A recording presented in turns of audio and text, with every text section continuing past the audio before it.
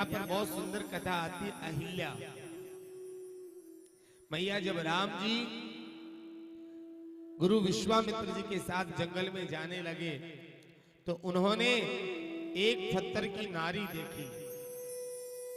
एक स्त्री है जो पत्थर की बनी हुई है।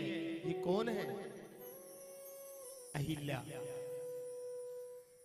मैया।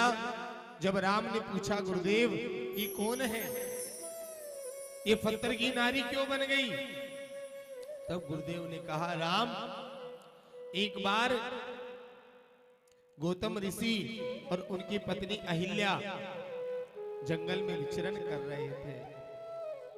मैया अनुसुईया और अहिल्या ये दोनों प्रतिव्रता नारी हैं। मैया प्रतिव्रता नारी किसे कहते हैं? ये कथा बहुत सुनने लायक कथा है। प्रतिव्रता नारी वो है जो अपने पति के सिवा पर पुरुष को सपने में भी नहीं देखे। प्रतिव्रता नारी वो है जो अपने परिवार के सिवा, अपने पति के सिवा किसी को सपने में भी अपना कुछ नहीं माने। और मैया याद रखना, प्रतिव्रता जो नारी है ना, उनकी वाणी में प्रेम होगा, उनका चेहरा हमेशा खिलखिलाता रहेगा, कभी उदास नहीं रहता उनका चेहरा। आज जो गौतम ऋषि की पत्नी अहिल्या है, इन्होंने अपने पति के सिवा किसी पर पुरुष को सपने में भी नहीं देखा। मैया एक बार इंद्र के मन में लोभ प्रकट हो गया, काम भोग प्रकट हो गया। इंद्र ने सूर्य देव को बुलाया और जाकर कहा जाओ पृथ्वी के ऊपर जाकर देखो सबसे सुंदर स्त्री कौन है। मैया सूर्य देव आए, सूर्य देव चारों तरफ देखे। सूर्य देव ने जाकर कैसे भी बहाना बना दिया, बोले इंद्र जब मैं जाता हूं ना तो सब माताएं बहनें अपने घर में काम कर रही होती है, कोई धूप में नहीं निकलती, अपना काम निकाल लिया। इंद्र ने चंद्रमा को बुलाया, बोले चंद्रमा तू तो काली अंधेरी रात में जाता है ना, जाके देख पृथ्वी के ऊपर सबसे सुंदर कौन है और प्रतिव्रता नारी कौन है। आज चंद्रमा कहने लगा अच्छा तो मैं जाता हूं। आपको पता है चंद्रमा काली अंधेरी रात में आता है। चांद मामा को हम देखे या ना देखे, लेकिन वो सबको देखता है। आपने देखा होगा चांद आधा काला रहता है, उसमें दाग लगा है, क्यों? मैया एक दिन की बात है कि ऐसा ही कोई उत्सव था, जैसे माताएं बहनें जब करवा चौथ आती है ना तो माताएं सब श्रृंगार करती है अपने पति की उम्र के लिए, अपने घर में सुख शांति के लिए। ऐसा ही कोई उत्सव त्योहार था कि सब माताओं ने श्रृंगार किया।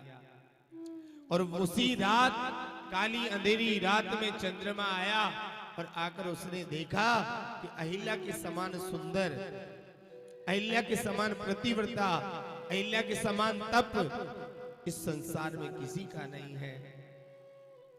जब मैया अहिल्या का तेज देखा तो महाराज चंद्रमा ने आधी रात में जाकर इंद्र को कह दिया कि इंद्र अहिल्या के समान कोई प्रतिव्रता नारी नहीं है। बोले मैं उसका हरण करके लाऊंगा, मुझे अहिल्या चाहिए। मैया आज इंद्र ने कहा चंद्रमा को कि मैं उसे कैसे प्राप्त कर सकता हूं। चंद्रमा को इंद्र ने कहा एक काम करो, गौतम ऋषि प्रातः काल ब्रह्म मुहूर्त में उठकर स्नान करने गंगा जाते हैं। मैया जब पहले सूर्य उदय होता था तो कैसे पता चलता था? पहले मुर्गा बाग लगाता था। क्या? हर गांव में मुर्गे होते थे, बाग लगाते थे, तब पता चलता था कि 5 बजने वाले हैं। और अब तो समय यान को आएगा, लोग मुर्गा नहीं खाएगा, मुर्गा छोड़े ही को नहीं गांव में बोल बजता। पहले मुर्गा बाग लगाता था तो पता चलता था कि सूर्य उदय होने वाला है। बोला एक काम कर इंद्र, आज इंद्र ने चंद्रमा से कहा कि तुम जाओ, मुर्गा बनकर जाओ, और तुम 5 बजे नहीं, आधी रात को 2 बजे ही बोल जाना।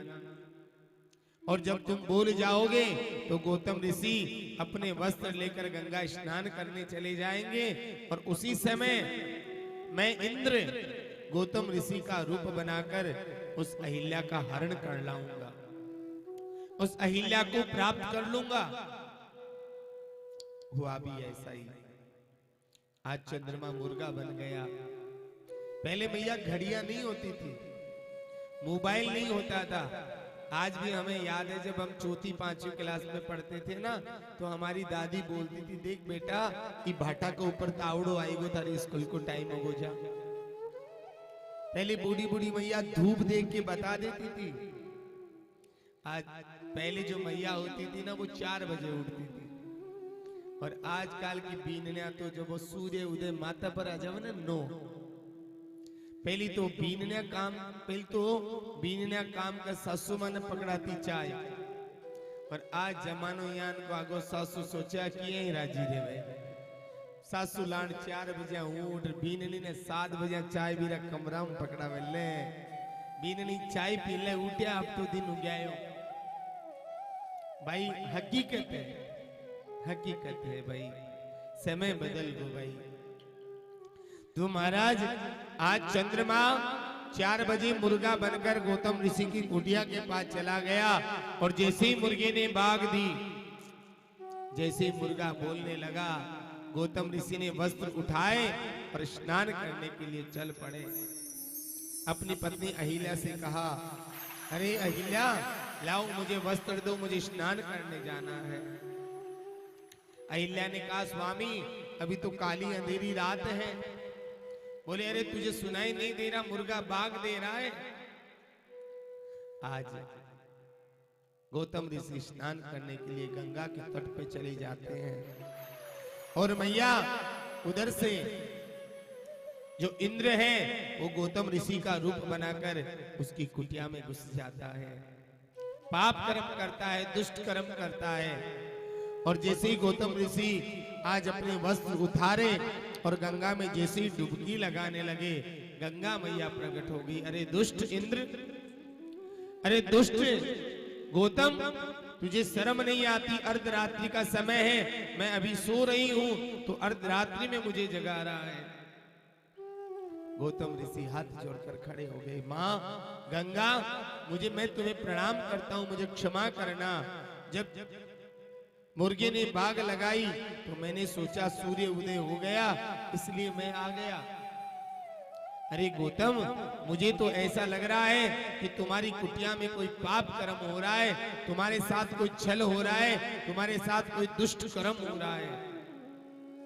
गौतम ऋषि वहां से नहाए नहीं, दौड़ पड़े अपनी कुटिया की ओर, और जैसे ही कुटिया के पास आए, जो चंद्रमा मुर्गा बना था वो दौड़ने लगा। जो इंद्र गौतम ऋषि का रूप बनाकर आया था, आज गौतम ऋषि की कुटिया से भागने लगा। उसी समय गौतम ऋषि ने श्राप दे दिया कि हे इंद्र, तूने मेरी पत्नी के साथ पाप कर्म किया है, दुष्ट कर्म किया है। आज हम अपनी पत्नी का त्याग करते हैं, एक दिन तुम्हें भी पत्नी मोह में भटकना पड़ेगा। चंद्रमा को श्राप दे दिया, और जब अंदर गए तो जल कमंडल लेकर अपनी पत्नी अहिल्या को श्राप दे दिया। अरे अहिल्या, तुमने पर पुरुष के साथ पाप कर्म किया है। जल लिया और श्राप दे दिया, जा तू आज से पत्थर की नारी बन जा, मैं तेरा त्याग करता हूं। उसी दिन से अहिल्या पत्थर की नारी बन गई। अहिल्या रोने लगी, तड़पने लगी, हे प्रभु मुझे क्षमा कर दो प्रभु, मैंने सोचा तुम ही हो, क्योंकि इंद्र गौतम ऋषि का रूप बनाकर आया था। अहिल्या रोने लगी। तब गौतम ऋषि ने कहा, अगर तुमने जानबूझकर गलती नहीं करी तो एक दिन भगवान राम जब वन की ओर जाएंगे तो उनके चरणों की रज से तुम्हारा उद्धार होगा। ये कथा विश्वामित्र जी ने राम को सुनाई और कहा, राम इस अहिल्या का उद्धार करो। बड़ा सुंदर भाव आता है कि आज अहिल्या की सुंदर कथा आती है कि हे राम, एक काम करो, आप इस अहिल्या का उद्धार करो। ये जो गौतम ऋषि की पत्नी अहिल्या है, ये पत्थर की नारी बन गई। आज मेरे प्रभु ने गौतम ऋषि की जो पत्नी अहिल्या है उसका उद्धार किया। परसद पद पावन शोक न सावन प्रकट बही तब पुंज सही।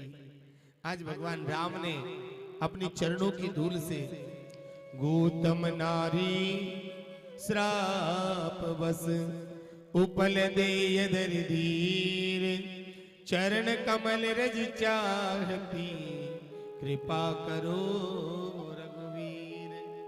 जब मेरे भगवान ने चरणों की रज से छुआ तो गौतम ऋषि की पत्नी जो अहिल्या श्राप नारी बन गई थी, आज वो उन्हें स्त्री बन गई। उन्होंने भगवान को प्रणाम किया। भैया, ऐसा करो कि जीवन में हमसे कभी पाप ना हो, हमसे कभी छल ना हो, हम किसी की नजरों में ना गिरे, ऐसी हम भगवान से प्रार्थना करें। आज गौतम ऋषि की पत्नी अहिल्या का भगवान ने उद्धार किया और राम आगे धीरे धीरे वन में जाने लगे। भैया, आगे बहुत सुंदर कथा आती है पुष्प वाटिका की।